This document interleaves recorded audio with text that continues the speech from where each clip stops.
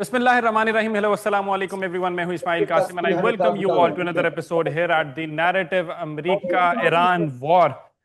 हमने देखा कि एक बड़ी लंबी कोशिश के बाद एक सीज फायर करवाया गया पाकिस्तान और जो पाकिस्तान की मीडिएशन के अंदर करवाया गया, लेकिन बड़ी परेशानी का सामना करना पड़ा बिकॉज सिर्फ 72 घंटे ही गुजरे थे कि वो सीज फायर जो है उसको उठाकर रद्दी में फेंक दिया गया और सेम ओल्ड रिटोरिक के साथ अमेरिका ने अपनी जंग का जो है दोबारा से आगाज कर दिया। अब आखिरी में अगर आपके साथ सिर्फ 2 हफ्ते की स्टार्ट्स या रिपोर्ट शेयर करूं, जुलाई 8 के बाद से जब से सीज फायर का खात्मा हुआ तो पिछले 10 दिनों के अंदर लगातार जो है बमबारी जो है वो अमेरिका की जानिब से ईरान पर की जा रही है।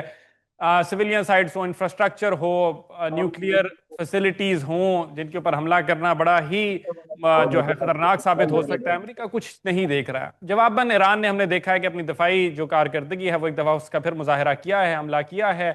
जो इत्तेहादी हैं अमेरिका के, वहां पे जो अमेरिकी बेसिस हैं उनके ऊपर भी हमला किया और अमेरिका के 3 जो रिपोर्टेड जो उनके सोल्जर्स हैं उनकी डेथ की भी रिपोर्ट्स मौसूल हुई हैं, जिसके ऊपर अमेरिका जो है बड़ा ही वो गुस्से का शिकार है। बड़ा ज्यादा कह रहे हैं बड़ा गलत हो गया, हमारे 3 लोग आपने मार दिए हैं, लेकिन जवाब के अंदर जो उन्होंने 1000, 2000, 5000, 10,000 बंदा इधर शहीद किए, सिविलियंस के ऊपर बमबारी की है, उसको कोई काउंट नहीं कर रहा है। जॉन हुसैन हमारे साथ मौजूद हैं। ईरान से इनका ताल्लुक है, माशाल्लाह एक बड़ा नामवर नाम है और ईरान से ही उन्होंने वक्त निकाला है हमें ज्वाइन करने के लिए। जॉन, अस्सलाम वालेकुम, कैसे मिजाज हैं? ठीक ठाक हैं? वालेकुम सलाम। मैं ठीक ठाक। Thank you for inviting me. बिल्कुल ऐसी है जॉन से मैं आगाज करना चाहता हूँ कि सीज फायर की जब बात की जाती है, जिसका हमने उसका टाइम जो था लंबा था, 60 दिनों का पीरियड था, लेकिन वो 72 घंटे के अंदर जब उसको तोड़ दिया गया तो मतलब ये कुछ रियल भी था सीज फायर के अंदर या सिर्फ एक पॉज था, एक टाइम लिया गया था ताकि रीलोड किया जा सके? देखिए, यूनाइटेड स्टेट्स की एक जो जो लोग माहिर हैं, महारत रखते हैं पॉलिटिकल साइंस में और स्ट्रेटेजिक स्टडीज में, उनको पता है कि ये चीजें जो होती हैं वो टैक्टिकली अलग होती हैं और स्ट्रेटेजिकली उनके गोल्स जो हैं पीछे अलग होते हैं। यूनाइटेड स्टेट्स का जो स्ट्रेटेजिक गोल है वो हमेशा से ये रहा है कि ईरान के अंदर ऑक्यूपेशन की जाए, इनका तेल लिया जाए फॉर एग्जाम्पल, और इस्लामिक रेवोल्यूशन जो है उसको खत्म किया जाए। उन स्ट्रेटेजिक गोल्स को इतनी आसानी से छोड़ता नहीं है यूनाइटेड स्टेट्स, क्योंकि बहरहाल ईरान का सर्वाइवल और इस्लामिक रिपब्लिक ऑफ ईरान की जो रेवोल्यूशनरी जो स्पिरिट है उसका सर्वाइवल इसराइल के लिए सबसे बड़ा थ्रेट है। और इसराइल के लिए थ्रेट होने का मतलब कि ये है कि यूनाइटेड स्टेट्स के लिए वो जो इंटरेस्ट है यूनाइटेड स्टेट्स के इन द रीजन, उसके लिए एक बहुत बड़ा थ्रेट है। तो उस चीज को पूरा करने के लिए ये बीच में मुज़ाकरात होना, यूनाइटेड स्टेट्स का पीछे हट जाना, या ईरान का फॉर एग्जांपल जो है वो यूनाइटेड स्टेट्स के साथ डिस्कशंस करना, ये चीजें मैटर नहीं करती। यूनाइटेड स्टेट्स को जब टाइम मिलता है वो अपने आप को रीलोड करके री एंगेज करके जगह पे चला जाता है। हाँ, मजबूरी में उसको सीज फायर जो करना पड़ा वो मजबूरी में करना पड़ा, उसको जो मुआहदा करना पड़ा वो मजबूरी में करना पड़ा। लेकिन मुआहदा जब उसने मजबूरी में कर लिया तो इसका मतलब ये नहीं है कि वो मुआहदा करके उसकी पासदारी करेंगे या उसके ऊपर इंस्टेंटली वो जो है वो फॉलो अप करेंगे जो भी वादे उन्होंने किए हैं। तो जाहिर सी बात है ये एक्सपेक्टेड था और ईरानी ऑफिशियल्स ये एक्सपेक्ट कर रहे थे कि मुआहदे के बाद यूनाइटेड स्टेट्स पूरी कोशिश करेगा वो किसी तरीके से मुआहदे से हट जाए या चीजें जो प्रॉमिस की गई ईरान से वो ईरान को ना दे। तो ऐसा नहीं है कि सीज फायर जो है बिल्कुल ही बेकार था या मुआहदा कोई ऐसी चीज थी जो नहीं करनी चाहिए थी। मुआहदा बिल्कुल सही था, वो फोर्स किया यूनाइटेड स्टेट्स को करने के लिए, लेकिन unfortunately it is not enough. ये एक ऐसी चीज है जो कि यूनाइटेड स्टेट्स के लिए टाइम गेन, बिल्कुल एक एक मैकेनिज्म है जिसके थ्रू वो टाइम गेन करता है और रिस्टॉक करता है, रीलोड करता है, जहां पे वो हमेशा वादे करता है, लेकिन इसके अलावा कोई ऑप्शन नहीं है यूनाइटेड स्टेट्स के पास। ना ही ईरान के पास कोई ऑप्शन है कि फॉर एग्जांपल वो हमेशा ही लड़ाई करती रहे। तो ईरान भी जब चांस मिलता है तो वो कहता है कि जी ठीक है, आपको अगर बात करनी है तो आप करें, या अगर आपको सुलह सुलह से चीजें जो है वो सही करनी है तो करें, वरना जंग की तरफ जो हम जाएंगे। जंग तो किसी को भी पसंद नहीं होती जी। बिल्कुल ऐसे ही, जंग तो किसी को भी पसंद नहीं है, लेकिन एक्चुअल करंट सिचुएशन क्या है लोगों के एतबार से? मतलब so close to a ceasefire, usually तो ऐसे होता है, जो मैसेज होते हैं, सिविलियंस होते हैं, वो थोड़े से सुकून में आ जाते हैं। नोबडी वांट्स कि उनके ऊपर बमबारी चल रही हो, लेकिन फिर अचानक से जब जंग का दोबारा आगाज होता है तो हो सकता है कि जो फ्रस्ट्रेशन का level initially pre cease fire period जो था उससे कतरन ज्यादा हो जाए। So what's the sentiments like, जज्बा क्या आम आवाम का? देखिए इस्माइल, अगर आप फुटेजेस देखें, पहले तो जो फ्यूनरल प्रोसेशन हुआ, जो तशरीह जनाजा हुआ आयतुल्लाह खामने शहीद का, उसके अंदर अगर आप देखें, एक तो करोड़ों की तादाद वहां पे पार्टिसिपेट कर रही थी। फिर उस करोड़ों की तादाद में आप जो प्लेकार्ड्स के ऊपर अगर जरा नोटिस डालें तो प्लेकार्ड्स जितने भी थे वो सारे रिवेंज के लिए कॉल कर रहे थे। लोग जितने भी थे जो नारे लगा रहे थे वो सारे रिवेंज के नारे लगा रहे थे। शुरू से लोगों के दिल में यही बात रही है ईरानियों के कि अमेरिका के ऊपर आप भरोसा नहीं कर सकते। यूनाइटेड स्टेट्स के साथ कोई भी मुज़ाकरा करना, इसका मतलब ये होगा कि यूनाइटेड स्टेट जो है वो उसको टाइम देना होगा, या फॉर एग्जांपल यूनाइटेड स्टेट्स आपको आगे जाके धोखा ही देगा। तो लोगों ने शुरू से, लोगों के दिमाग में ये बात शुरू से थी कि अगर मुआहदा होता भी है तो यूनाइटेड स्टेट्स उस मुआहदे की पासदारी नहीं करेगा और यूनाइटेड स्टेट्स जो है वो उसके ऊपर फॉलो थ्रू नहीं करेगा। तो सेंटिमेंट शुरू से यही चलता हुआ आ रहा है कि अमेरिका के साथ जो है वो बातचीत नहीं हो सकती, अमेरिका के साथ जंग हो सकती है, अमेरिका को जो है वो सक्सेसफुली बाहर निकाला जा सकता है इस रीजन के साथ only through drones and missiles, not through diplomacy. तो ये मेजोरिटी की राय आपको ईरान में नजर आती है। आपने आई एम श्योर एक भी वीडियो नहीं देखी होगी ईरान में जब मुआहिदा हुआ था इनफैक्ट, तो आपने एक भी वीडियो नहीं देखी होगी कि यहाँ पे ईरानी फॉर एग्जाम्पल सेलिब्रेट कर रहे हो या यहाँ पे फॉर एग्जाम्पल कोई फायर वर्क हो रहे हो। तो ईरानियों का शुरू से ये मानना है कि यूनाइटेड स्टेट्स के साथ बातचीत नहीं हो सकती। बिल्कुल ऐसी ऐसी कोई फुटेज वीडियो हमारे मंजर आम पर हमारे सामने नहीं आई है कि जिसके अंदर हम देख सकें कि कोई सेलिब्रेट किया जा रहा है ईरान के अंदर। और जहां पे आपने रिवेंज की बात की है या लार्जेस्ट एवर रिकॉर्डेड प्रोसेशन की बात की है इमाम की, तो उसके अंदर भी हमने रिवेंज के नारे और रिवेंज की जो फुटेजेस हैं वो तो हमने ज़रूर देखी हैं।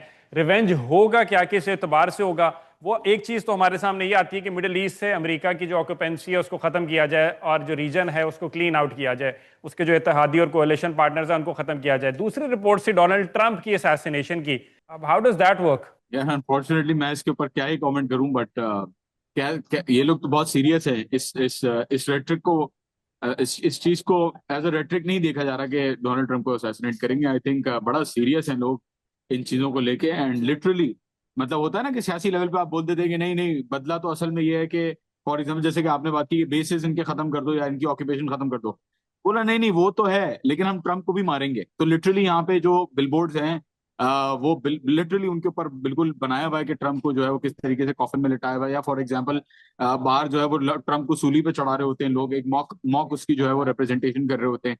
तो ये क्वाइट लिटरली इस बदले को क्वाइट लिटरली खून के बदले खून के तौर पे देखा जा रहा है, और ईरानी काफी सीरियस है इस चीज को लेके। वो कह रहे हैं कि ये जो डॉलर्स हैं जो कॉम्पनसेशन है वो बात तो ठीक है, ये जो रीजन से निकलना है वो बात तो ठीक है, मतलब ये चीजें इसलिए क्योंकि आपने हमारे ऊपर जंग की है, लेकिन जो आपने हमारे लीडर को मारा है उसका बदला हम अलग से लेंगे, putting aside everything else. Oh wow, ये मतलब pretty strong remarks, pretty strong remarks. और ये हमने खबरें तो सुनी हैं, देखी भी हैं, एनालिसिस भी देखे हैं बहुत ज़्यादा, बट यू टेलिंग मी कि वहाँ पे एक्चुअल में वहाँ पे बिलबोर्ड्स लगाए गए हैं जिसके अंदर डोनाल्ड ट्रंप को कॉफिन में डाला गया और लोग जो हैं उनके कैरी आउट कर रहे हैं, डमी उनके बुत बना के उनको हैंग कर रहे हैं। तो दैट शोज अ लॉट। लेकिन इसमें एक सवाल पैदा होता है, अब इसमें बहुत से लोग हैं जो एक प्रैग्मेटिक अप्रोच लेके चलने की कोशिश करेंगे कि व्हाट्स डन इज डन, ठीक है हो गया, इमाम की शहादत बहुत बड़ा सानहा है, लेकिन आई फॉर एन आई लेके आप नहीं चल सकते। लेकिन देर आर दोज जो कि कहते हैं कि जिस तरह भी आपने कोट किया, वो कहते हैं कि नहीं भाई खून का बदला खून से लेंगे और हमें ट्रंप को जो है उनको भी असैसिनेट करना है। लेकिन यहाँ पे एक सवाल पैदा होता है कि who actually is in charge of Tehran right now? Tehran का कंट्रोल है किसके पास? मतलब इमाम की शहादत के बाद Mojtaba Khamenei as supreme leader आए तो सही, सामने उभरे भी, लेकिन हमने उनको देखा नहीं है और उनके हवाले से बहुत ज्यादा स्पेकुलेशन है। उनकी सेहत के हवाले से कुछ लोग कहते हैं कोमा में है, कुछ कहते हैं उनकी अल्लाह माफ करे फिजिकल जो बॉडी है, टांग जो है उनमें मूवमेंट नहीं है, एक्स वाई जी, बहुत ज्यादा स्पेकुलेशंस है, कोई हकीकत नहीं है। वो दूसरी तरफ आईआरजीसी जो है वो लीड कर रही है। तो इस टाइम क्या कोई कॉन्फ्लिक्ट है लीडरशिप के अंदर, या एक्चुअल स्टोरी है क्या? तेहरान को लीड कौन कर रहा है और ये डिसीजन किसके पास है कि भाई हमें ट्रंप जो है उसको भी असैसिनेट ही करना है? क्योंकि अगर ट्रंप को असैसिनेट करना ख्वाहिश या ख्वाब है या रिवेंज का गोल है तो फिर सुलह तो नहीं हो सकती। देखिए आपने बड़ा इंटरेस्टिंग सवाल पूछा, इसका पहला पार्ट तो मैं जवाब देता हूँ शुरू में। जो आपने बात की प्रैग्मेटिज्म की, आप एक बात तो साबित है इस्माइल, आप पीछे अगर जंग के जाएं देखें, जब ये जंग स्टार्ट हो रही थी तो जितने भी प्रैग्मेटिस्ट थे, जितने भी रियलिस्ट थे जो कह रहे थे कि ईरान जो है वो in terms of hard power United state के सामने कुछ भी नहीं है और ईरान जो है वो कुछ भी नहीं कर सकता, यूनाइटेड स्टेट जो है वो मतलब एक दो हफ्ते में ही खत्म कर देगा पूरी कहानी, वो प्रैग्मेटिस्ट, वो यूनिपोलैरिटी की बात करने वाले, वो यूनाइटेड स्टेट्स की सुप्रीमेसी की बात करने वाले मुझे आज नजर नहीं आ रहे मंजर यहाँ पे। और कुछ तो ऐसे हैं जिन्होंने वाकई में कबूला है कि नहीं नहीं भाई, ईरान ने साबित कर दिया कि वो यूनाइटेड स्टेट्स को हरा सकता है। कोई अगर यूनाइटेड स्टेट्स और ईरान के बीच में जंग की सिचुएशन को एनालाइज करता है, शुरू में तो लोग कह रहे थे कि नहीं ईरान बड़ा ओवर कॉन्फिडेंट हो रहा है, Iran is over playing it's hand, लेकिन बाद में आपने देखा कि जब मुआहिदा हुआ तो शॉक हो गए लोग उस चीज को देख के कि यूनाइटेड स्टेट्स ने किस हद तक अपनी डिफीट को एक इंस्ट्रूमेंट ऑफ सरेंडर साइन किया है बेसिकली। तो Iran has basically it has I think जितने भी नॉर्म्स थे प्रैग्मेटिज्म के, जितनी भी एक्सपेक्टेशंस थी रियलिज्म की, उन सारी एक्सपेक्टेशंस को इसने खत्म किया है कि एक मुल्क किस तरीके से ऑपरेट करना चाहिए। ईरान ने एक मिसाल कायम की है इसके ऊपर। तो आई डोंट थिंक कि ईरान जो है वो इसमें इस कॉन्टेक्स्ट में जो है वो प्रैग्मेटिस्ट होगा, इसमें आइडियलिज्म काम कर रही है, ये ईरान का मॉडल जो है वो दिखा रहे हैं। सेकेंडली रिगार्डिंग द लीडरशिप, देखें लीडरशिप में इंटरेस्टिंग सवाल एक ही आता है कि फॉर एग्जांपल अगर क्या ईरान की थॉट में डिवीजन है लीडरशिप्स के बीच में? Absolutely yes. IRGC की जो लीडरशिप है वो अलग चीज चाहती होगी, पॉलिटिकल लीडरशिप अलग चीजें चाहती होगी। शुरू से यहाँ की जो आर्मी है वो मुज़ाकरात या इन सारी चीजों के फेवर में नहीं थी, और पॉलिटिकल लीडरशिप जो है वो मुज़ाकरात के फेवर में थी। और या उन्होंने फॉर एग्जाम्पल जो लीडर्स थे, मिलिट्री लीडर्स थे, वो कहते थे कि भाई आप मुज़ाकरात कर रहे हैं, फॉर श्योर आप करें, लेकिन आप जंग बंद नहीं करें। फिर ऐसा क्यों हो रहा है कि ईरान के अंदर हमें पॉलिटिकल इंस्टीट्यूशंस खत्म होते हुए नहीं नजर आ रहे, मेंटेन होते हुए नजर आ रहे हैं? फॉर एग्जांपल, ईरान के अंदर पेजिशकियान अपनी पोजीशन पे है, कालीबाफ अपनी पोजीशन पे है, अराक्ची साहब अपनी पोजीशन पे है, और सिर्फ पोजीशन ही नहीं है बल्कि जो वो चाहते हैं वो पूरा भी होता है। सो फॉर एग्जांपल, जब सीज फायर हुई और जब सीज फायर चल रही थी, जब मुआहिदा हुआ, तो मुआहिदे के बाद ईरान ने पासदारी की इस मुआहिदे की, ईरान ने खराब करने की कोशिश नहीं की। एंड यू सी कि यहाँ पे जो लीडर्स हैं वो अपना टाइम पूरा करते हैं, हर ईरानी प्रेसिडेंट जो आता है वो अपना टाइम ऑलरेडी पूरा करता है हुकूमत में। तो यहाँ पे इस तरीके का, और जब आयतुल्ला अली खामनेई को शहीद किया गया तो यहाँ पे कोई ऐसा कू नहीं हुआ, यहाँ पे कोई मिलिट्री लीडर आके बैठ नहीं गया कि नहीं जी यहाँ पे सिक्योरिटी सिचुएशन है, जबकि जवाब पूरा बनता है, जंग चल रही है, मार्शल लॉ लगाना तो आई थिंक एक्सक्यूज के तौर पर बहुत ही आसान चीज है। लेकिन आपने ये चीज नहीं होती हुई देखी। ईरान का मॉडल जिस तरीके से लोग समझते हैं कि ऑपरेट करता है, उस तरीके से ऑपरेट नहीं करता। ईरान के अंदर मुख्तलिफ स्टेक होल्डर्स हैं, वो सब अपनी राय देते हैं, और collectively supreme national security council उस चीज को फॉलो करती है, या उस चीज के ऊपर बेसिकली जो भी कंसेंसस होता है उसको फॉलो करती है। और आयतुल्ला मुश्तबा खामनाई की जहां तक बात रहती है, आयतुल्ला मुश्तबा खामनाई भी जाहिर सी बात है कमांड रखते हैं हर चीज के ऊपर, कि उनके पास ऑप्शन है कि वो चीजों को जो है वो अपनी तरफ ले जाएं, लेकिन वो उस वीटो को एक्सरसाइज नहीं करते, या वो अपनी, और वो भी रेगुलेटेड है by the way by the Khobregan, मतलब असेंबली ऑफ एक्सपर्ट्स उनको भी, गाइडिंग काउंसिल उनको भी रेगुलेट करती है, उनको चाहे तो वो हटा भी सकते हैं। तो सिस्टम जो है वो दूसरे तरीके से काम करता है। अभी भी हमें पता है कि आयतुल्ला मुस्तफा खामनेई ने कहा था कि भाई मेरी राय मुख्तलिफ थी जब मुआहिदा हुआ, so he was not absolutely in support of it, but he allowed it to happen. तो ऐसा भी नहीं है कि पॉलिटिकल लीडरशिप ने आयतुल्ला मुस्तफा खामनेई की विल के खिलाफ कोई चीज की हो। तो हर स्टेक होल्डर जो है वो अपने हिसाब से बैलेंस करके कंसेंसस की पोजीशन में ईरान के ऊपर चलता है। ईरान के अंदर ऐसा नहीं है कि एक कोई डीप स्टेट जो है वो कंट्रोल कर रही है चीजों को, एंड कोई एविडेंस भी नहीं है इस बात का, other than what the western media basically panders throughout the day. बिल्कुल ऐसे वेस्टर्न मीडिया की स्पेकुलेशंस ही हैं, वही उन्हीं की बातचीत, उनको एक बार शट अप कॉल क्यों ना दी जाए? मतलब आयतुल्ला मुश्तबा खामनेई की प्रेजेंस जो है, वोंट दैट मतलब uplift the moral of the Iranians a lot more? बहुत अच्छा सवाल आपने पूछा। इसकी इसकी वजह सिंपली एक ही है। आयतुल्ला मुश्तबा खामनेई को किसी भी इलेक्ट्रॉनिक डिवाइसेस से, किसी भी रेडियो डिवाइसेस से, किसी भी ऐसी चीज से दूर रखा जा रहा है जिसके थ्रू इसराइल को ट्रैक कर ले, या फॉर एग्जांपल कोई उनको निशाना बनाए। और इसीलिए उन्होंने बहुत ज्यादा सिक्योरिटी प्रोविजन देखे हैं। अब अगर सामने आ जाएंगे वो, तो लोग कहेंगे भाई सामने क्यों आ गए, जंग का माहौल चल रहा है। तो ना कोई वीडियो फुटेज दे रहे हैं, ना कोई ऑडियो फुटेज दे रहे हैं, ना कोई फिजिकल प्रेजेंस दिखा रहे हैं, सिंपली बिकॉज कोई भी इलेक्ट्रॉनिक डिवाइसेस नहीं चाहते कि उनके करीब भी पहुंचे, कोई रेडियो, कोई कैमरा, कोई कोई ऐसी चीज पहुंचे।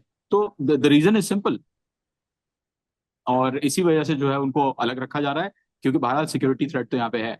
अगर आयतुल्ला मुस्तफा खामनेई को कुछ हुआ है, तो मतलब मेरा सवाल ये है कि फिर कैसे चल रहा है निजाम? क्योंकि अगर आप कहेंगे कि नहीं जी IRGC चला रही है, तो कैसे चला रही है? यहाँ पे जो इनकी स्टैब्लिशमेंट है उसको तो जंग के दौरान इन्होंने कितनी दफा निशाना बनाया, कितनी दफा तो लीडर चेंज हुए हैं। तो ऐसा उसका कैसे हो सकता है कि एक सिस्टम, उसका आर्ग्यूमेंट वो देते हैं कि डिसेंट्रलाइज्ड स्ट्रक्चर है, डिसेंट्रलाइज्ड कमांड है, सर काट भी दोगे तो धड़ा फिर भी ऑपरेट करता जाएगा। तो फिर डिसेंट्रलाइज कमांड में केओस भी होना जरूरी है? केओस तो नजर नहीं आता। इनफैक्ट यमनियों के साथ और हिजबुल्लाह के साथ इन्होंने कोऑर्डिनेटेड स्ट्राइक्स की हैं चीजों पे, जगहों पे। मोजियाक फॉर्मेशन में भी आपको केओस तो नजर आता, लेकिन केओस भी नजर नहीं आता। ऐसा क्यों? बिल्कुल ठीक है, लॉजिकल आर्ग्यूमेंट है। अच्छा, एक चीज इसके अंदर वैसे अभी हमने देखा कि ईरान का अगर कुवैत के ऊपर, बहरीन के ऊपर हमला ईरान की जानिब से किया गया है, तो मतलब at what point do we stop calling it a US Iran war and start calling it a regional war? मतलब काफी नहीं हो गया कि अब तक अमेरिका ईरान वॉर ही चली जा रहा है? इट्स नॉट दैट एनीमोर, और इज इट? बहुत अच्छा पॉइंट निकाला आपने। आई एम ग्लैड कि फाइनली किसी ने सवाल पूछा। देखें, ओपन टेक्सचर ऑफ लैंग्वेज इस तरीके का है that there is a core of certainty and there is a penumbra of doubt in this language. Core चीज तो हमें पता है, कोर चीज ये है कि अमेरिका के साथ जंग हो रही है। अब ये जितनी भी चीजें आती हैं कि मिडिल ईस्ट क्या रोल प्ले कर रहा है, ये सारा पेनम्ब्रा ऑफ डाउट में है। ईरान पर्सनली इस चीज को देख रहा है कि कुवैत, फॉर एग्जांपल, कुवैत की जमीन से, बुबियान आइलैंड से फॉर एग्जांपल यहाँ पे मिसाइल स्ट्राइक की जा रही है। बहरेन के अंदर जो है वो सिस्टम लगे हुए हैं, और तमाम ब्रदर मुसलमान ममालिक जो हैं वो अपनी जमीनें, अपनी जो एयर स्पेस है, अपनी जो रिफ्यूलर हैं, वो दर खिदमत जो है वो रखते हैं इसराइल और अमेरिका के लिए। फिर भी ईरान इस चीज को बड़ा ईरान चाहे तो 2 मिनट में टारगेट करके डिसैलिनेशन प्लान, आई थिंक यहाँ पे मसला हल हो जाएगा। लेकिन पॉइंट्स स्टेट्स के ऊपर आप डिपेंड नहीं कर सकते। It is time to make a regional security framework. तो इसीलिए पेजेशिकियान साहब ये बार बार दोबारा बात दोहराते हैं, इसीलिए बार बार मिलिट्री लीडर्स ये बात दोहराते हैं। और आपने बिल्कुल सही कहा कि इसको मिडिल ईस्ट वॉर कहा जाए, लेकिन अनफॉर्चुनेटली अगर हम इसको बताएंगे, खुल के बात करेंगे, तो बहुत सारी नाराजगियां होंगी, बहुत सारे शिकवे होंगे। बेहतर है कि लोग अपनी गलती खुद रियलाइज करें और जो जो गलतियां कर रहे हैं वो समझ जाएं। देखिए, ईरान किसी को बिला वजह टारगेट नहीं करता। ओमान को पहली दफा ओमान का जो यूएस का पोर्ट है, अच्छा बाय द वे, जो टारगेट किया जा रहा है मिडिल ईस्टर्न कंट्रीज को, वो उनको टारगेट नहीं किया जा रहा, वो उनके जो यूएस के बेसिस में एसेट सोर्स किए हुए हैं, उसको टारगेट किया जा रहा है। पहली दफा ऐसा हुआ कि ओमान के ऊपर इन्होंने, क्योंकि 2019 से अग्रीमेंट हुआ था ओमान के साथ कि यूनाइटेड स्टेट्स की जो कैरियर्स हैं वो रीफ्यूल और रीस्टॉक करेंगे दक्का पोर्ट के ऊपर, लेकिन ओमान ने उनको इजाजत नहीं दी थी अब तक। अब ओमान ने फाइनली उनको इजाजत दी, क्योंकि प्रेशर इतना ज्यादा बढ़ गया था। और दक्का पोर्ट के ऊपर जैसे ही रीस्टॉकिंग और रिफ्यूलिंग हुई, ईरान को पता चला, तो ईरान ने वहां पे हमला कर दिया। तो बड़ा सिंपल जो है वो इक्वेशन है कि ठीक है, अगर आप डायरेक्टली पार्टिसिपेट नहीं कर रहे, तो आपको दिखाना पड़ेगा कि आप डायरेक्टली पार्टिसिपेट नहीं कर रहे, वरना आपने अगर सपोर्ट दिया हुआ है, अगर आप उनको असिस्ट कर रहे हैं, तो आपकी भी डायरेक्ट पार्टिसिपेशन है। और इनफैक्ट ईरान राइट रखता है, कि लेजिटिमेटली राइट रखता है कि उनको डायरेक्टली टारगेट करे ममालिक को जो हेल्प कर रही है यूएस की, लेकिन वो अभी तक ऐसा कर नहीं रहा, which is good, because Iran wants to de-escalate the issue. Iran wants to de-escalate the issue, but इसके अंदर मैं एक वाकया कोट करता हूँ। So I have a friend of mine जिनकी वालिदा ने कुवैत से ट्रेवल करके पाकिस्तान लैंड करना था अबाउट 2 नाइट्स बैक, लेकिन कुवैत एयरपोर्ट के ऊपर अगेन अलार्म बेल्स बजती हैं and they were put in a bunker, जहाँ पे उनको कोई 5-5.5 घंटे बंकर के अंदर रखा जाता है। एंड वो खैर ग्रेजुअली फ्लाइट आ जाती है, सिविलियंस से सारे आम लोग, पाकिस्तानी शहरी बिलोंगिंग फ्रॉम हेयर उधर काम कर रहे हैं, फैमिलीज वहाँ पे। दे वर ऑफ द ओपिनियन कि हमारे जी डिसैलिनेशन प्लांट के ऊपर जो हमला किया, ये तो कोलैटरल डैमेज के अंदर भी नहीं आता, ये तो सिविलियन इंफ्रास्ट्रक्चर के ऊपर हमला हो गया, तो इसमें हमारा क्या कसूर है। सो वो सारे लोग जो कि बहुत ज़्यादा जो ये सीज फायर सपोर्टिव थे ऑफ ईरान, ये आखिरी 9 दिनों के हमलों के बाद कुवैत बहरीन के अंदर दे वर अ बिट स्केप्टिकल कि नहीं, ईरान थोड़ी सी ज्यादती कर रहा है। नहीं, देखिए, पहली बात तो ये कि डिसैलिनेशन प्लांट पे ईरान ने डायरेक्टली हमला किया या नहीं किया, उसकी कोई मतलब वो नहीं है। हो सकता है इसराइल ने, और बिल्कुल यही वाली बात है कि फॉर एग्जांपल ईरान के खिलाफ नेगेटिव ओपिनियन बनाने के लिए किया, और पहले भी कर चुका है, वो फॉल्स फ्लैग कर चुका है। और लेट सपोज कुवैत ने, आई थिंक कुवैत ने बोला कि हमारे ऊपर हमला हुआ है डिसैलिनेशन प्लांट पे, क्या है I don't know about that, but Iran अगर हमला करता है तो बताता है। लेकिन ऑन दी अदर हैंड अगर हम देखें, कुवैत के लिए क्या जायज है कि वो कुवैत अपनी जमीन से, बुबियान आइलैंड से, यूएस बेस से नहीं, अपनी जमीन दे यूएस को, जहां से मिसिल्स, अभी आपको पता है लास्ट नाइट जो हमले हुए हैं वो 3 जगहों से हुए हैं, जॉर्डन से हुए हैं, कुवैत से हुए हैं और यूएई से हुए हैं। कुवैत के अंदर जो बुबियान आइलैंड है उसके ऊपर मिसिल्स लगी हुई है, हिमार मिसिल्स लगी हुई है। और बहरीन तो ऑब्वियसली वो कैरियर्स को सपोर्ट कर रहा है, तो वो अलग है। लेकिन कुवैत से डायरेक्टली हमले हुए हैं ईरान के ऊपर। और यहाँ पे जो बुशैर के अंदर प्लांट था और कीश के अंदर जो वाटर वाटर फैसिलिटी थी, उस पर जो अटैक हुआ वो कहाँ से हुआ, वो कुवैत की साइड से हुआ। तो क्या कुवैत के लिए ठीक है कि वो अपनी जमीन से ईरान के ऊपर हमले करवाए डिसैलिनेशन प्लांट्स पे, और ईरान जो है वो जवाबी कार्रवाई ना करे? ये जो आर्ग्यूमेंट होता है ना कि लोग बहुत सारे बाहर रह रहे हैं तो उनका क्या होगा, देखें बात सारी ये है कि इसराइल अभी जो अपनी ऑक्यूपेशन की जो जस्टिफिकेशन देता है वो क्या देता है, वो ये देता है कि भाई इस वक्त पैलेस्टीनियंस हमारी फैक्ट्रीज के अंदर, जो हमारी कंपनीज हैं, और हमने जो है वो फैक्ट्रीज लगाई हुई है, अगर इसराइल खत्म हो गया तो फिर क्या होगा उन फैक्ट्रीज का, उनकी एम्प्लॉयमेंट का क्या होगा, उन लोगों की जो उन फैक्ट्रीज में क्या काम कर रहे हैं। या फॉर एग्जांपल कहते हैं कि जी कहीं से इजरायली उन्होंने बनाया तो नुकसान होगा। तो आई थिंक हम लोगों को वी नीड टू गो, तो इसका आर्ग्यूमेंट ये नहीं होना चाहिए कि नहीं तो फैक्ट्री बंद करें क्योंकि लोग जो है वो अनएम्प्लॉयड हो जाएंगे। इट इज अ वेरी, मतलब क्वालिटेटिवली उसकी क्वालिटी बहुत कम है इस आर्ग्यूमेंट की। द बिगर आर्ग्यूमेंट इज के ऑपरेट जो कर रही है फैसिलिटी जिस तरीके से कर रही है, दैट इज रॉन्ग। तो मैं I don't want to equate drug factory with मैं किसी ड्रग फैसिलिटी को इक्वेट नहीं करना चाह रहा कुवैत के साथ, ना ही ये बोलना चाह रहा हूँ कि लोग जो वो रह रहे हैं बाहर वो गलत रह रहे हैं। But the point of the matter is कि ये चीजें सेकेंडरी हो जाती हैं। अगर आप किसी के ऊपर हमले करना शुरू हो जाएं, अगर आप किसी के साथ लड़ाई करना शुरू हो जाएं, तो फिर ये चीजें सेकेंडरी हो जाती हैं कि भाई फॉर एग्जाम्पल लोगों का क्या होगा जो फॉर एग्जाम्पल वहां पे हैं। और अभी भी ईरान ने कौन सा सिविलियन इदारों को हिट करना शुरू कर दिया या रेजिडेंशियल बिल्डिंग्स को हिट करना शुरू कर दिया है? आप मुझे दिखाएं जो लोग इंजर होते हैं या जो लोग मरते हैं वो कैसे शहीद होते हैं। फॉर एग्जाम्पल ड्रोन जा रहा होता है या मिसाइल जा रही होती है तो उसको इंटरसेप्ट करते हैं बरादर मुसलमान ममालिक, उसको इंटरसेप्ट करते हैं। इसराइल अगर कोई मिसाइल जा रही है तो उसको इंटरसेप्ट कर रहे हैं, और उससे जो मलबा गिरा उससे कोई इंजर हो गया या हलाक हो गया। या अगर बेसिस यूएस बेसिस के ऊपर कोई अगर ड्रोन या मिसाइल जा रहा है उसको इंटरसेप्ट करने से कोई अगर नुकसान होता है तो कोई जाहिर है इंजर होता है या शहीद होता है। तो उसके ऊपर हो जाता है। तो द पॉइंट इज कि ये जो हो रहा है इसको स्टॉप करने के लिए इन अरब ममालिक को सही होना पड़ेगा। ईरान की इसमें कोई, ईरान ने तो जंग शुरू नहीं की, ना ही ईरान ने अमेरिका को बेसिस दिए हैं कि मारो अरब ममालिक को। अगर चीजें रेट्रोस्पेक्ट में होती हैं, अगर चीजें उल्टी होती, तो मैं देखता कि लोगों का ओपिनियन क्या है। अभी तो लोग बड़ा आसानी से टारगेट कर लेते हैं कि नहीं जी ईरान अब गलत, अब शायद ईरान गलत कर रहा है। भाई कैसे गलत कर रहा है? मतलब कहाँ ऐसा हिट किया ईरान ने कि आप कह रहे हैं कि गलत कर रहा है? जितने भी एसेट्स हैं वो लेजिटिमेट है, जितनी भी जगह टारगेट कर रहा है वो लेजिटिमेटली कर रहा है। इन अरब ममालिक से क्यों नहीं पूछा जाता कि आप यूएस को यहां से निकाल क्यों नहीं देते? That is the question. So और स्पेशली स्पेशली कंसिडरिंग कि अल्लाह कुरान में कहता है कि यहूद और नसारा जो है वो तुम्हारे दोस्त नहीं हो सकते। यस, उसके बाद तो बड़ा जायज सवाल बनता है ये। Yes absolutely. तो सवाल यही बनता है कि भाई आप उनको निकालें, आप ईरान को क्यों देख रहे हैं? ईरान के ऊपर तो ईरान तो डिफेंड कर रहा है ना। ईरान क्या करे? ईरान, लोग कहते हैं ईरान में कश्तियां जो है वो जा रही थी, कश्तियों को बिला वजह माना। भाई बिला वजह क्यों मारेगा ईरान? बात यह है कि एमओयू के क्लॉज नंबर 5 में लिखा हुआ है कि ईरान अरेंजमेंट्स करेगा स्ट्रेट ऑफ हॉर्मुज की, और यूएस इंपेडिमेंट्स नहीं करेगा उसके अंदर। ये क्लॉज नंबर 6 और 4 में लिखा हुआ है। तो जब बोला हुआ है कि ईरान के हाथ में मामला है स्ट्रेट ऑफ हॉर्मुज का, और ईरान जाने दे कश्तियों को, अगर कश्तियों को जाने दे, ईरान अपने पैसेज वे के थ्रू तो जाने दे रहा है बाय द वे, लेकिन यूएस को क्या बनाने दे वो एक नया पैसेज? अगर यूएस को पैसेज वे बनाने दे तो फिर दुआ ही कर सकते हैं कि यूएस जो अपने वादे पूरे करेगा। अल्लाह से फिर दुआ करके बैठ जाएंगे कि भाई चलो यूएस ने अपना पैसेज ले लिया और ईरान का लेवरेज जो है उसके ऊपर खत्म हो जाएगा। फिर आप जो है वो देखिएगा क्या होता है। यूएस जो है वो फुल फ्लेज अटैक करने से यूएस को कोई भी नहीं रोकेगा। यूएस इस वक्त सिर्फ इसीलिए रुका हुआ है क्योंकि हॉर्मोज का कंट्रोल ईरान के पास है। जिस वक्त ये कंट्रोल चला गया, यूएस जो है वो ऑक्यूपाई कर सकता है, यूएस आ सकता है, अपने हमले लॉन्च कर सकता है यहाँ।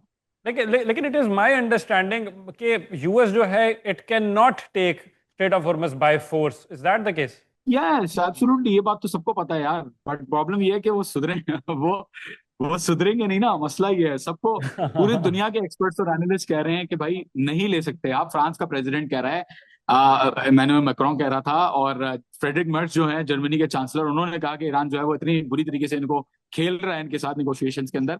एंड एवरीवन नोज कि भाई तमाम लीडरान को और तमाम एक्सपर्ट्स को पता है कि ये बाय फोर्स लेने वाली चीज ही नहीं है। एक मिसाइल अगर एक ड्रोन आता है तो जो, मतलब आप इंश्योरेंस कंपनीज को कितना ही बोल देंगे कि मैं प्रोटेक्शन दूंगा। अभी तो ये हो रहा है ना कि यूएस कह रहा है कि आप हमारे पैसेज के थ्रू गुजरे, मैं आपको प्रोटेक्शन देता हूं, आप ईरान के पैसेज के थ्रू ना जाएं। मतलब आप कितनी देर तक ये कर सकते हैं और कितनी प्रोटेक्शन दे सकते हैं आप कश्तियों को और दूसरी चीजों को? तो it is not something that can be taken by force. और स्ट्रेट ऑफ हॉर्मुज को फोर्स में लेने के लिए, स्ट्रेट ऑफ हॉर्मुज को काबू करने के लिए वो कोस्टल रीजन्स के ऊपर हमले नहीं कर रहे। कोस्टल रीजन्स के ऊपर हमले करने का मकसद ये है कि ईरान के ऊपर कब्जा किया जाए। That is the point. Hormuz तो एक, हॉर्मुज तो वो चीज है जो रोक रही है इनको हमला करने से। जिस वक्त इन्होंने तमाम कंट्रोल के जितने भी टावर्स हैं, टेलीकम्युनिकेशन टावर्स हैं और जितने भी सर्वेलेंस मॉनिटरिंग टावर्स हैं, उनको जब खत्म किया, और जब इनकी नेवी को पूरी तरीके से जब ये खत्म किया, तो ये हमला करेंगे। That is the goal. So it's not the other way around. लोगों को लगता है कि हॉर्मुज को खुलवाने के लिए ये जंग की जा रही है यूएस की तरफ से। नॉट नहीं, एट ऑल। हॉर्मुज हॉर्मुज जो है वो मीन्स टू एंड्स है। It is not an end in itself. It is means to an 100%। और प्लस उसके अंदर स्पेसिफिक शिपिंग राउट्स हैं जिनके ऊपर पिछली 3-4 दहाइयों से ईरान ने कंट्रोल किया हुआ है। ईरान नोज के शिप ने यहाँ से गुजरना ही गुजरना है, अदरवाइज शेलो वाटर है, शिप वैसे स्टक हो जाएगा। और प्लस उनकी डिफेंस, एब्सोल्युटली, एब्सोल्युटली। ईरान की साइड, ओमान की जो साइड है, वो बड़ी कश्तियों को बहुत मुश्किल से वो रास्ता वहां है से कि गुजर बड़ी ही नहीं कश्तियां वहां सकते। से जा सकती।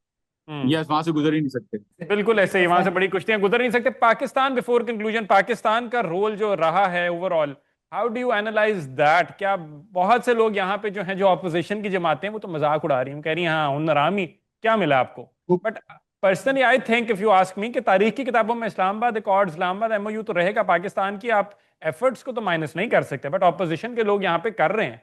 नहीं देखिए इस्माइल, ये हम लोगों की ना, the point is, the problem है कि लोग अपने बिलीफ सिस्टम्स में जो उनकी जो उनके जज्बात और जो उनके बाइसेस होते हैं उसको अलग नहीं कर पाते। इसीलिए इसीलिए वो इस तरीके की बातें करते हैं। देखें, पाकिस्तान ने जो मुआहिदा करवाया, it is a success for Pakistan, it is a big victory.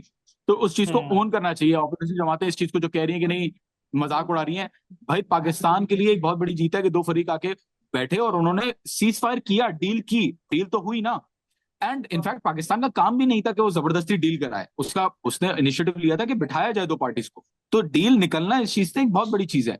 और अब अगर चीजें नहीं हो रही तो इसमें पाकिस्तान की कोई गलती नहीं है। यूएस अगर नहीं फॉलो कर रहा और वायलेशन कर रहा है एमओयू की, और ईरान को रिटेलिएट करना पड़ा, तो इसमें पाकिस्तान का क्या ताल्लुक है? तो I think right now people, because मतलब ये तो बहुत ही खराब बात है कि आप अपने सियासी मफाद के लिए एक ओवरऑल ग्रेटर स्टेट को आप जो है वो इस तरीके से क्रिटिसाइज करें, I don't think that's fair.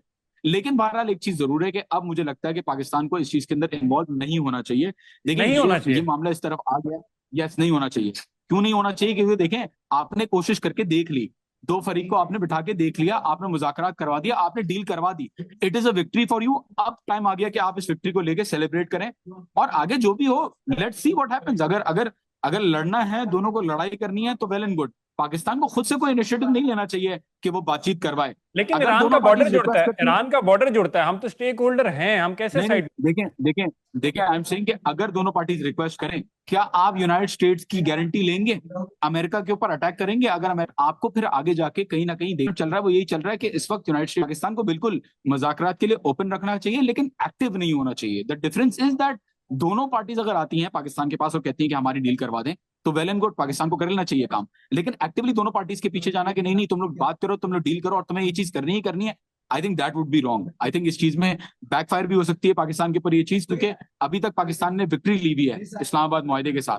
अगर आगे दोबारा इस चीज को कैरी फॉरवर्ड करता है, और अल्लाह ना करे यूएस जो है दोबारा धोखा देता है, तो फिर ब्लेम जो है वो फिर पाकिस्तान के ऊपर सवाल उठेगा कि भाई आपने यूएस को क्यों नहीं पॉइंट आउट किया कि यूएस ने वायलेशन की है? आपने क्यों यूएस को जो है नहीं बोला कि US is violating the MOU? देखिए, we are probably the perhaps the most balanced party in this position, but the problem is कि डायनामिक्स इस तरीके के हैं कि यूनाइटेड स्टेट्स को डायरेक्टली जो है वो टारगेट करना एक मुश्किल चीज है कि नहीं जी आपने कैसे ये चीज कर ली। आपको याद होगा यूनाइटेड स्टेट्स ने सीज रखी हुई थी, यहाँ पे ब्लॉकेड लगाया हुआ था, कंप्लीट ब्लॉकेड था ईरान के ऊपर, और सीज फायर वायलेशन थी, फिर भी किसी ने डायरेक्टली नहीं बोला। गल्फ कंट्रीज का जो स्टेटमेंट आया उसमें भी किसी ने डायरेक्टली नहीं बोला कि यूएस जो है वो क्या कर रहा है क्या नहीं कर रहा। हाँ, मतलब जाहिर है it is a difficult point. अगर पाकिस्तान इस चीज को करने के लिए तैयार है तो आई थिंक वेरी गुड, लेकिन फिर हमारे रिलेशन फिर अमेरिका के साथ खराब होंगे। तो दिस इज द प्रॉब्लम यार। आई डोंट थिंक अभी हम लोग को जरूरत है इस चीज के अंदर एक्टिवली पढ़ने की। Let Iran and the US figure it out. और अगर आप कह रहे हैं कि बराबर में पड़ोसी है, अमेरिका हार रहा है, तो फिगर तो अमेरिका करे कि उनका क्या होगा। मुझे लगता है कि ईरान ही जीतेगा, अभी तक ईरान ही जीता है और ईरान ही जीतेगा आगे भी। अगर पड़ोसी में ईरान है तो बेफिक्र रहें। I love the optimism, it's not just from you, I mean somebody who is in Iran at the time of war, जिसने throughout the war यहाँ पे पिछले 4 महीने रिपोर्ट किया, I've always admired and loved your optimism. जज्बा ही कमाल है आपका, says a lot thank about you the so much, situation. Thank you so much. मैं खुर्रम शहर में ही हूँ, यहाँ पे मैं सदर्न रीजन में आया हूँ बाय द वे, जंग को ही कवर करने। तो या Wow, in the line of fire. So intro में कहना चाहिए थैंक यू था सो मच। कि John Hussain in the line of fire reporting for duty. Thank you so much, John Hussain. Lovely having discussion with you. अपना बहुत सारा ख्याल रखिएगा, बहुत सारा ख्याल रखिए, आपके साथ थैंक बहुत यू सो सारे मच। दुआएं और नेक तमन्नाएं। Dearly hope that you enjoyed the conversation we thank had. You. John Hussain with us या from Iran, southern region के अंदर वो गए हुए हैं, एक्चुअल जहाँ पे कॉन्फ्लिक्ट जोन बना हुआ है। अमेरिका की बमबारी जो है ईरान के ऊपर, उसका 10वां कंसेक्यूटिव दिन। सो यू कैन इमेजिन कि इन्होंने जो इनिशियली आपके साथ जो सीज़ फायर किया था, it was nothing more than a hoax. उससे ज़्यादा कोई बड़ा झूठ हो नहीं सकता, उससे बड़ा कोई मजाक हो नहीं सकता। दे नीडिड टाइम, स्पेकुलेशंस यही कहती हैं कि उनको टाइम दरकार था so that they can reload and regroup, because Iran ने तबाही तो उनकी अच्छी खासी मचा दी है। इस्माइल कासिम को इजाज़त दीजिए, अपना बहुत सारा ख्याल रखिए, अंटिल नेक्स्ट टाइम जी।